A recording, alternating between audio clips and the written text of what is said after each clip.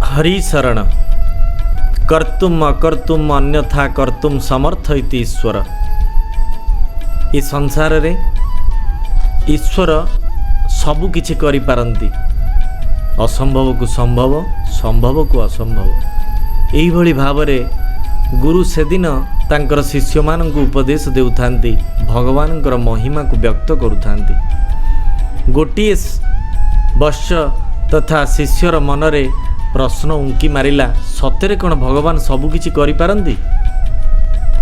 प्रश्न छଳରେ संदेह मनरे अनेक आशंकारे ठियाई गुरु को प्रश्न कला, गुरुजी सତରେ कौन भगवान सबु किछि करि पारंती?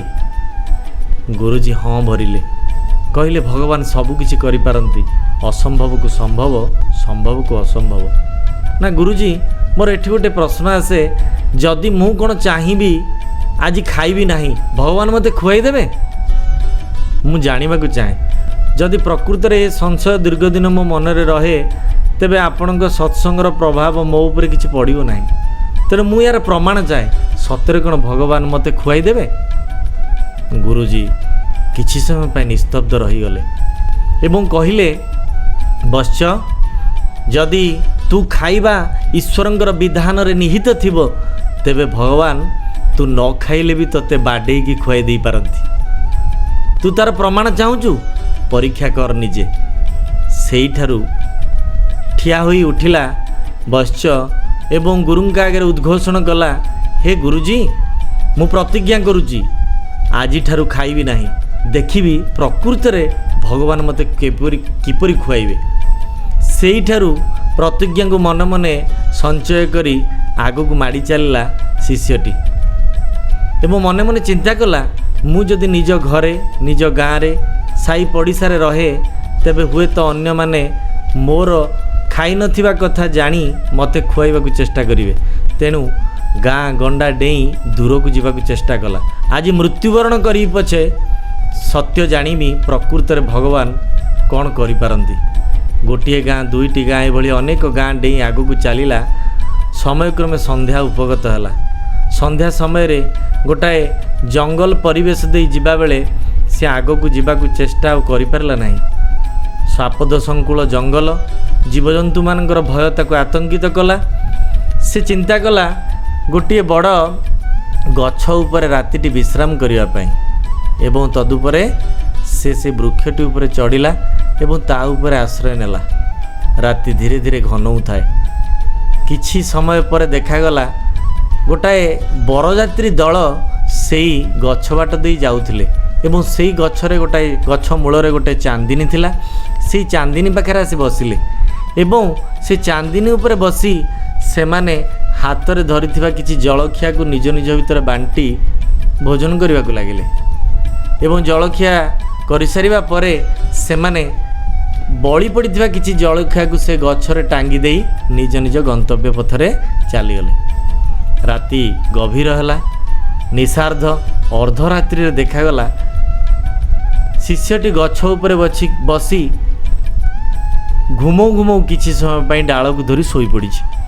एतिकी समय रे देखागला जे किछि डकायत दल सेई बाट देई जाउचंदी, आउ निज निज भितर कथोपकथन होउचंदी, आउ हाथ रे डकायत करी आनिथिबा किछि धन दौलत को भागबांटीबा कथा निज निज भितर चर्चा करुचंदी। एवं से गछ मूले बसिला आसी से डकायत दल किभली भाव में निजे लुंठन करिथिबा धन दौलत को बांटीबे ए विषय चर्चा करू करू से डकायत दल देखा पाइचंदी से गछरे टंगा हेतिबा सेई अवशिष्ट खाद्य को एवं तांको मानक सेमानक भितरे संदेह आसीची जे वास्तव रे ए खाद्य को किए रखिछि।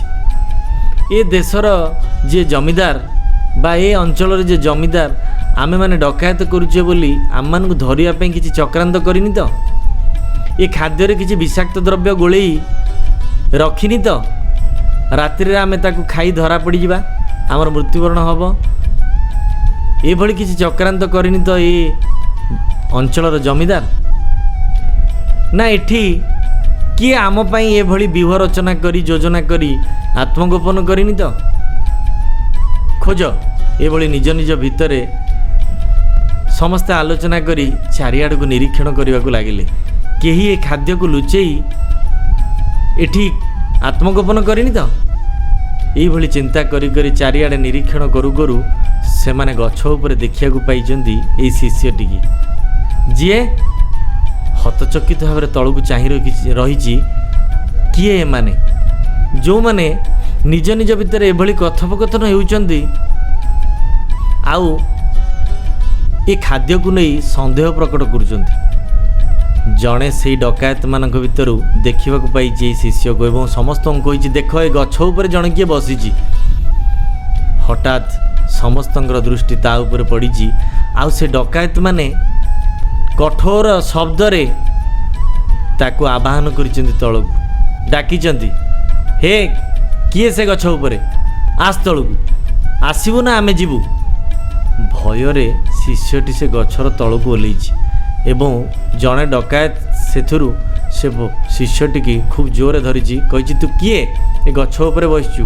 ଓହୋ, ଜମିଦାରର ଚକ୍ରାନ୍ତର ତୁ ହେଉଛୁ ଅଂଶୀଦାର ବୋଧେ। ତତେ ଦାୟିତ୍ୱ ଦିଆଯାଇଛି ଏ ବିଷ ମିଶ୍ରଣ ଖାଦ୍ୟକୁ ଏଠି ରଖି ଆମମାନଙ୍କୁ ଧରିବା ପାଇଁ। ଏହା କହି ଜଣେ ଖୁବ୍ ଜୋରରେ ଚାପଡ଼ା ମାରିବାକୁ ଲାଗିଛି ସେ ଶିଷ୍ୟକୁ ଏବଂ ସେ ଶିଷ୍ୟ ବାରମ୍ବାର କହୁଛି ଯେ ମୁଁ ଏହାକୁ ରଖିନି। ଏ ବାଟେ ଯାଉଥିବା ବରଯାତ୍ରୀ ଦଳମାନେ ଖାଇ ଅବଶିଷ୍ଟ ଖାଦ୍ୟକୁ ଏଠି ଥୋଇ ଦେଇ ଯାଇଛନ୍ତି, ମୁଁ ଏହାକୁ ରଖିନି। ଯେତେ ପ୍ରକାର ବୁଝେଇବାକୁ ଚେଷ୍ଟା କରିଛି ଇଏ ଡକାୟତ ଦଳ କେହି ବୁଝିନାହାନ୍ତି ଏବଂ କହିଛନ୍ତି, ଯଦି ସତ ଏ ଖାଦ୍ୟରେ ବିଷ ମିଶିନି ତାହେଲେ ତୁ ଆଗ ନିଜେ ଖା, ନହେଲେ ତତେ ଏଠି ବାଡ଼େଇକି ଆମେ ମାରିଦେବୁ। ଶେଷକୁ ଇଏ ଯେତେ ମନା କଲେ ମଧ୍ୟ ସେମାନେ ବୁଝିନାହାନ୍ତି ଏବଂ ଡକାୟତମାନେ ମାରିଛନ୍ତି, ଖୁବ୍ ଜୋର ମାରିଛନ୍ତି। ଆଘାତପ୍ରାପ୍ତ ଶିଷ୍ୟଟି ଜୀବନ ବିକଳରେ ସେ ଖାଦ୍ୟକୁ ଖାଇବାରେ ଲାଗିଛି ଏବଂ ଡକାୟତମାନେ ଜାଣିବାକୁ ପାଇଛନ୍ତି ଯେ ବାସ୍ତବରେ ଇଏ ଖାଦ୍ୟରେ କୌଣସି ବିଷ ମିଶି ନାହିଁ। ତାପରେ ନିଜ ନିଜର ଧନ ଦୌଲତକୁ ନେଇ ସେମାନେ ସେଠୁ ଚାଲି ଯାଇଛନ୍ତି। ଶିଷ୍ୟଟି ବସି ଭାବୁଛି ଗୁରୁଙ୍କର ସେ ଅମର ବାକ୍ୟକୁ, କର୍ତ୍ତୁମ୍ ଅକର୍ତ୍ତୁମ୍ ଅନ୍ୟଥା କର୍ତ୍ତୁମ୍ ସମର୍ଥ ଇତି ଈଶ୍ୱର। ପ୍ରକୃତରେ ଭଗବାନ କୌଣସି ନା କୌଣସି ଲୀଳା ଦ୍ୱାରା ଯଦି ବିହିତ ବିଧାନକୁ ଅନୁଷ୍ଠାନ କରିବାକୁ ଚାହାନ୍ତି ତାହେଲେ ସେ କରିପାରନ୍ତି, ସେଥିରେ କାହାର ହାତ ନଥାଏ। ଆଖି ଖୋଲି ଯାଇଛି ସେଦିନ ଶିଷ୍ୟର।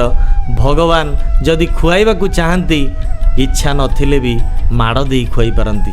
ସେଦିନ ଡକାୟତମାନଙ୍କ ଠାରୁ ମାଡ଼ ଖାଇ ଜୀବନ ରକ୍ଷା ପାଇଁ ବାଧ୍ୟ ହୋଇ ଶିଷ୍ୟଟି ସେ ଉଚ୍ଛିଷ୍ଟ ଭୋଜନକୁ ଗ୍ରହଣ କରିଥିଲା ଆଉ ମନେ ମନେ କୃତଜ୍ଞତା ଜ୍ଞାପନ କରିଥିଲା, ହେ ପରମାତ୍ମା ପରମ ବ୍ରହ୍ମ, ସକଳଠାରେ ତୁମେ ବିଦ୍ୟମାନ, ତୁମେ ସବୁକିଛି କରିପାର, ତୁମେ ଅସମ୍ଭବକୁ ସମ୍ଭବ କରିପାର, ସମ୍ଭବକୁ ଅସମ୍ଭବ କରିପାର।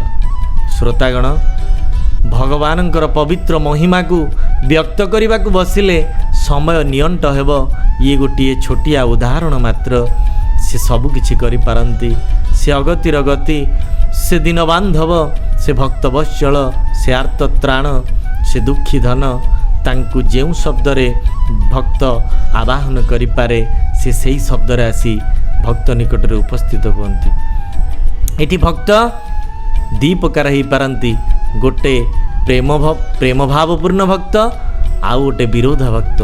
ବିରୋଧ ଭକ୍ତ ପାଖରେ ମଧ୍ୟ ଭଗବାନ ଆସି ପହଞ୍ଚନ୍ତି, ଠିକ୍ ଏଇ ଶିଷ୍ୟ ଭଳିଆ, ଯେ ଭଗବାନଙ୍କୁ ଅବିଶ୍ୱାସ କରୁଥିଲା ତଥାପି ବିଚାର ରଖିଥିଲା ଯେ ଭଗବାନ କ'ଣ କରିପାରନ୍ତି। ତାମାନେ ଭଗବାନଙ୍କର ସ୍ଥିତିକୁ ସେ ମାନୁଥିଲା କିନ୍ତୁ ଭଗବାନଙ୍କର କର୍ତ୍ତୃତ୍ୱକୁ ସେ ସ୍ୱୀକାର କରୁନଥିଲା। ଭଗବାନ ଦେଖେଇଦେଲେ, ରେ ଭକ୍ତ, ତୁ ଦେଖ ଏ ସଂସାରରେ ଯାହା ବିଧିର ବିଧାନ ତାହା ଅବଶ୍ୟ ସଂଗଠିତ ହେବ। ତୁ ଯଦି ଇଚ୍ଛା କରିଛୁ ଖାଇବା ପାଇଁ ତାହେଲେ ଖାଇବୁ, ଶ୍ରଦ୍ଧାପୂର୍ବକ ବା ବଳପୂର୍ବକ।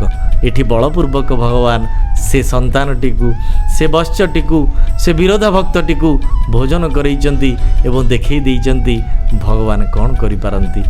ଶ୍ରୀ ହରି ଶରଣମ୍, ଶ୍ରୀ ହରି ଶରଣମ୍, ଶ୍ରୀ ହରି ଶରଣମ୍।